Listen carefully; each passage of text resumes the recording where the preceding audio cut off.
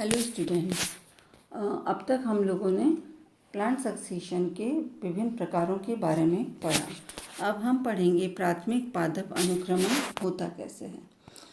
प्राथमिक पादप अनुक्रमण के जो रीजन्स हैं, जो कि क्लीमेंट्स और वीवर और क्लीमेंट्स ने 1938 में बताए थे, उनमें पहला कारण है इनिशिएटिंग रीजन, दूसरा है कंटिन्यूइंग रीजन और तीसरा है क्लाइमैक्स रीजन। सबसे पहले हम लेते हैं फर्स्ट इनिशिएटिंग कॉज, या जिसे हम कहते हैं प्राथमिक कारण या प्रारंभिक कारण। प्रारंभिक कारण एबायोटिक और बायोटिक फैक्टर्स की एक्टिविटीज़ के कारण, यानी light, temperature, water, fire, soil erosion, wind और कंपटीशन अमंग ऑर्गेनिजम्स, इन सब के कारण वहाँ पर जो एक नग्न या अनावृत क्षेत्र उत्पन्न होता है या किसी एग्जिस्टिंग कम्युनिटी का जो क्षेत्र होता है उसमें किसी प्रकार से वो नष्ट हो जाता है, तो वह प्राइमरी या सेकेंडरी सक्सेशन के इनिशिएटिंग का कारण बनता है।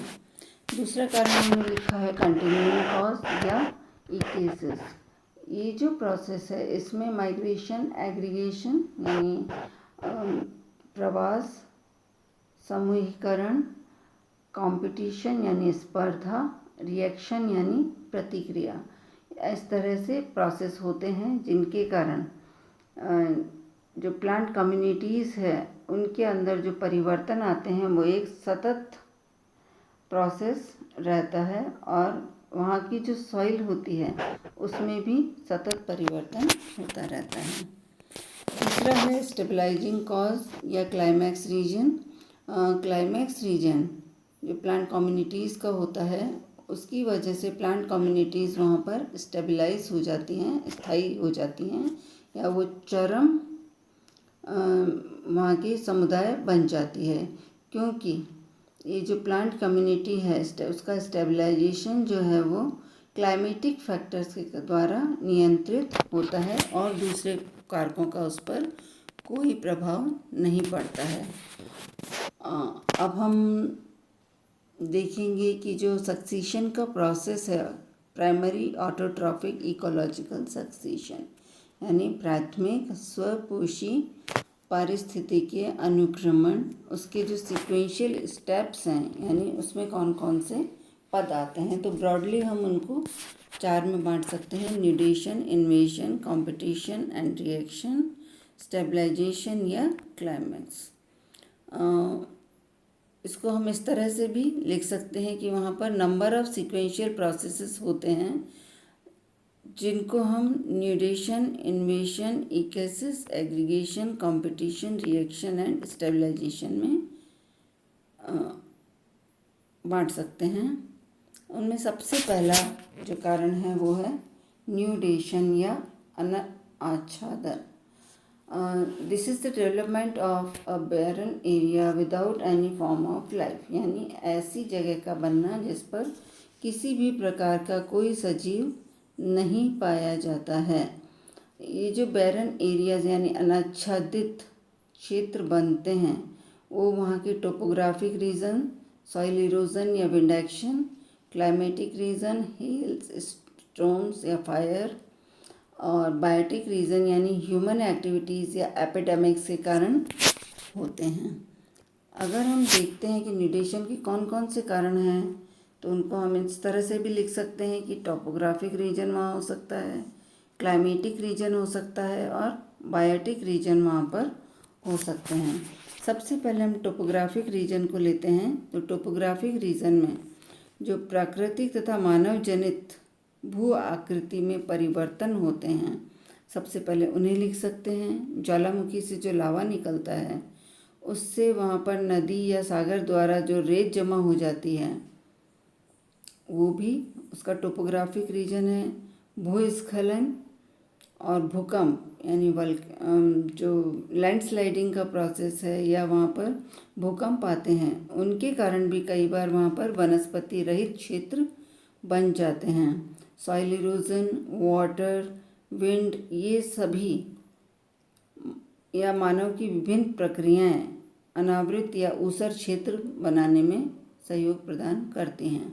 तो जो महत्वपूर्ण कारण है उसको हम एक तो इरोजन ऑफ सॉइल यानी मृदा अपरदन मान सकते हैं। कई बार जो सरफेस सॉइल होती है वो नंबर ऑफ एजेंट्स के कारण, जैसा भी आपको बार बार बता रहे हैं, विंड के कारण, वाटर करंट के कारण या रेनफॉल के कारण वहाँ से रिमूव हो जाती है।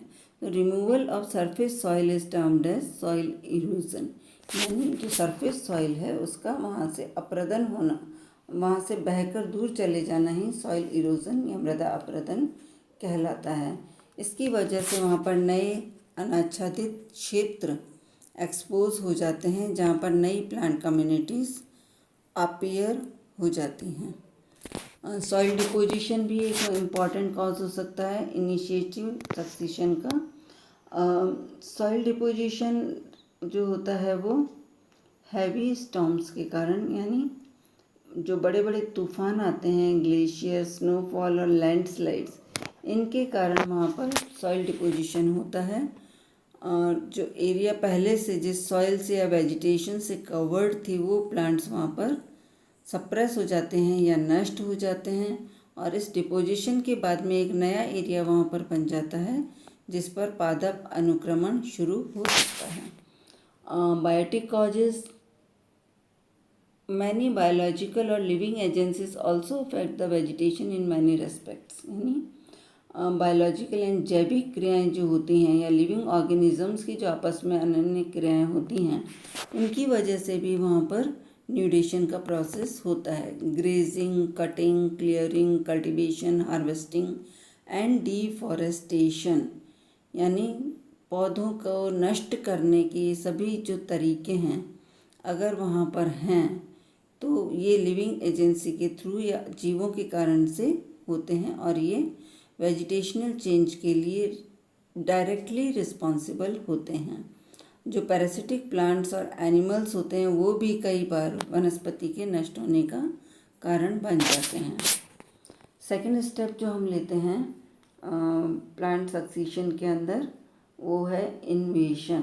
इन्वेशन को वैसे तो हम 3 भागों में बांट सकते हैं, कई बुक्स में आपको ये अलग अलग मिलेंगी, और अगर हम इनको इंक्लूड करके लिखते हैं तो ये है माइग्रेशन, इकेसिस एंड एग्रीगेशन। माइग्रेशन या सबसे पहले हम लेते हैं इन्वेशन। अनाच्छादित क्षेत्रों में, यानी जो न्यूड एरिया या बैरन एरियाज वहाँ पर हैं, उन क्षेत्रों में आसपास के क्षेत्रों से बीज, बीजाणु या अन्य जो भाग होते हैं पौधों के जो रिप्रोड्यूस कर सकते हैं वो वहाँ पर पहुँच जाते हैं, और जो सबसे पहले वहाँ पर पादप आकर रहते हैं उन्हें हम बोलते हैं पायनियर वेजिटेशंस। डिस्पर्जल और माइग्रेशन इसी में इंक्लूड कर सकते हैं। जो सीड्स हैं, स्पोर्स हैं या दूसरे प्रोपेग्यूल्स हैं प्लांट्स के, वो बेयर एरिया तक पहुंच जाते हैं। अब एजेंसी चाहे कोई भी हो, वो वायु हो सकती है, जल हो सकते हैं या दूसरे एनिमल्स हो सकते हैं। तो ये जो प्रोसेस है वो एक समय पर प्रोपेग्यूल्स, लीव्स और जो पेरेंट प्लांट हैं उनके साथ में बेयर एरियाज़ में पहुंचते हैं, और यही प्रोसेस कहलाता है माइग्रेशन या प्रवास। और जैसे ही इन्हें अनुकूल परिस्थितियां मिलती हैं ये नए क्षेत्र में अंकुरित होकर स्थापित होने लगते हैं। तीसरा प्रोसेस इसके अंदर हम लिख सकते हैं एस्टेब्लिशमेंट। एस्टेब्लिशमेंट या इकोसिस, या हिंदी में जिसे हम बोलते हैं आस्थापन। जब नई जातियां वहाँ पर प्रवास करने लगती हैं या स्थापित होने लगती हैं तो प्रवासी जातियों के लिए ये स्थापन की क्रिया इकोसिस कहलाती है या आस्थापन कहलाती है। एक ही जाति के पौधे जब तक अपना जीवन काल पूरा नहीं कर लेते हैं वे आस्थापित नहीं कहे जा सकते। तो अनेक चक्रों के पश्चात ये जातियाँ उस जगह पर कोलोनाइज हो जाती हैं, वहाँ पर अपनी कॉलोनीज़ बना लेती हैं और सेक्सुअली रिप्रोड्यूस करना शुरू कर देती हैं। तो इस तरह का जो प्रोसेस है वो कहलाता है एस्टेब्लिशमेंट। नेक्स्ट हम ले सकते हैं एग्रीगेशन या समूहन। जब कॉलोनाइजेशन वहाँ पर हो जाता है, इकोसिस हो जाता है, तो उसके बाद में जनन के कारण उन जातियों का समूह बनने लगता है, उन जाति के पौधों की संख्या में वृद्धि हो जाती है। और ये वृद्धि जो अर्लियर स्टेज होती है इसकी, वो कहलाती है समूहन या एग्रीगेशन। नेक्स्ट हम इसमें जोड़ सकते हैं कंपटीशन एंड कोएक्शन, स्पर्धा और सहक्रिया। स्पर्धा से मतलब है कि जो समूहन वहाँ पर हुआ है, समूहन पर्टिकुलर स्पीशीज़ का, तो उनके अंदर इंटर स्पेसिफिक या इंट्रा स्पेसिफिक कंपटीशन होने लगता है। और ये जो स्पर्धा है वह होती है जल, भोजन या nutrients, radiant energy, carbon dioxide, oxygen और स्पेस के लिए।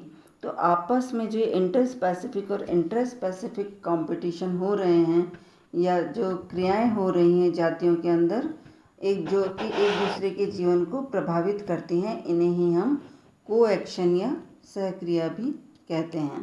तो इस संघर्ष के कारण प्रजनन की क्षमता तथा वाइड इकोलॉजिकल एम्पलीट्यूड आदि से जातियों के विकास में परिवर्तन होते रहते हैं। नेक्स्ट स्टेप रिएक्शन या प्रतिक्रिया, जो अनुक्रमण की सबसे महत्वपूर्ण अवस्था है। रिएक्शन यानी जीवों का पर्यावरण पर प्रभाव और पर्यावरण से प्रभावित होना रिएक्शन कहलाता है। पर्यावरण में जैसे जैसे परिवर्तन होते हैं वैसे वैसे जीवों के आवास में भी परिवर्तन आने लगता है और यही प्रतिक्रिया कहलाता है।